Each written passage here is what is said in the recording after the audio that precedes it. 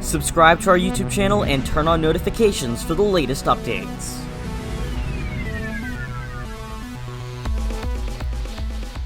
Isaias has intensified quickly into a Category 1 hurricane with maximum sustained winds of 85 miles an hour and a minimum pressure of 988 millibars in its last hours before landfall. It is now making landfall imminently between Sunset Beach and Oak Beach in North Carolina. The hurricane is currently located at 33.8 degrees north, 78.5 degrees west. Shot to a stage 5 on the CDPS scale, major damage possible. We've seen this already occur with a plethora of tornadoes over land so far, heavy rainfall, storm surge potentially up towards 10 feet as well in some places.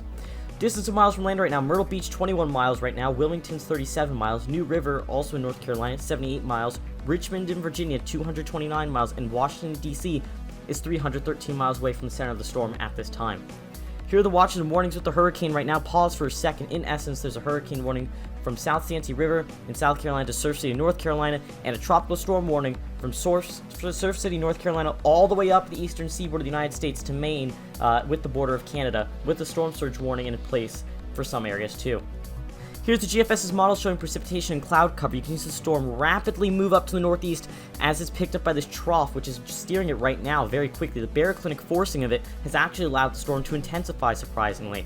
You'll see potential tropical storm force conditions again all the way up the east coast from right now in South Carolina, where hurricane warnings are in effect, to Maine with the border of Canada as the storm races up the northeast coast of the United States, turning post-tropical in Canada and getting absorbed by this upper-level trough that's moving it up this way.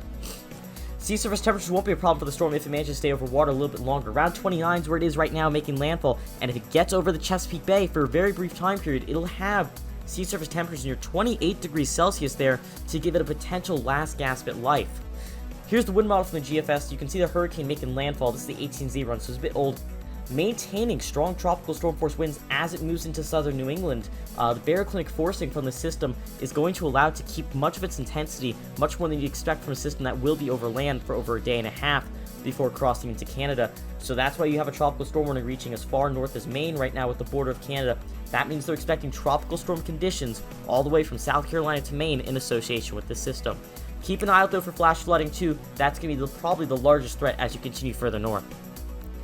Here's the chance of tropical storm force winds right now at 99% in Myrtle Beach, same with Wilmington, also 99%. New River's also at 99% further up the coastline. Richmond, Virginia, 87% right now. And Washington, D.C. is currently at 62% odds of tropical storm force winds. Again, once we get north of Washington, D.C. and head further up the coast, flash flooding from rainfall of 4 to 6 inches localized and wider regions of 2 to 4 inches are going to be the largest concern. Here's the latest National Hurricane Center cone. You can see all those warnings in place again all the way up the coastline as this system is supposed to race north-northeastward along the coast of the United States. A bit inland though. Again, that baroclinic forcing that's going to be happening due to its interaction with this trough that's allowing it to strengthen in the first place right now, despite looking quite disheveled as a system, will keep it as a strong tropical storm through much of its journey over land. Here's the latest satellite imagery of the storm. You can see it landfall imminently. The eye wall kind of apparent fragmented with convection surrounding it. But regardless, a moderate Category 1 hurricane again, as it's making landfall in North Carolina imminently. Keep an eye out for this. If you're in the area, please stay safe and do everything you can to remain safe during this storm. Force 13 will be continuing to provide updates on the hurricane. We're live on Force 13 US with the link in the description. Make sure to go watch there, and we'll likely be live on the main channel in the near future as well. Please listen to your local officials for information on your exact location, and stay safe.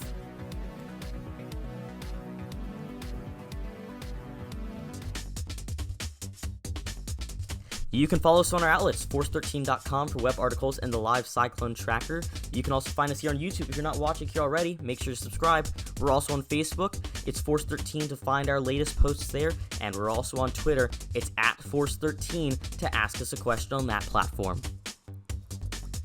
You can also help the project become even better by becoming a patron. More information can be found at patreon.com/force13, or you can become an ultimate fan right here on YouTube for perks and to directly support the project and our future endeavors in these times.